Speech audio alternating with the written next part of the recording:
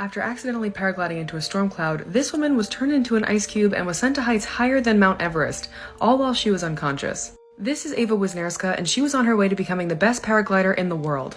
And in 2007, she was in Australia competing in a cross-country event called the XC Open.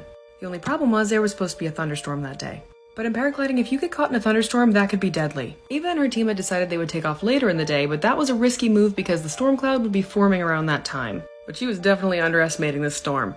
How paragliders get speed and height during their flight is they ride what's called thermals, which are like pockets of hot air in the sky. They also look for big clouds to ride because the bigger the cloud, the higher and faster you go. So Eva takes off and everything's fine, but not long after that, this gigantic storm cloud is forming pretty quickly in front of her. And she definitely knew it was a risky move to keep going, but she also knew that if she could make it past it fast enough, she would be flying in clear skies. But unfortunately, Eva wasn't fast enough, and right as she got to this cloud, it had turned into a gigantic cumulonimbus storm cell, which is like a massive thunderstorm. And it had literally sucked her up into the cloud. So she was now in the center of a pitch-black thunderstorm cloud and was seeing lightning strikes and hail all around her, and that was it.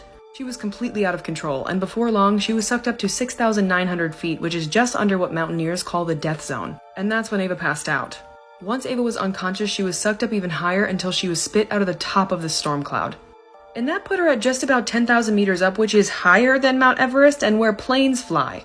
And it was like negative 64 degrees up there or something like that, like something crazy. And Eva's unconscious body stayed up there frozen and flying for 45 minutes. But after nearly an hour, the wing of her paraglider collapsed in on itself and she was sent hurtling to the ground. Miraculously, Eva's wing reopened before she hit the ground, which woke her up, the jolt did, and she was able to land safely on the ground. This felt like an appropriate photo because I can't explain that. And at first she had no idea that she was sent basically to the stratosphere because she was unconscious for it, but her equipment recorded her flight path. There it is.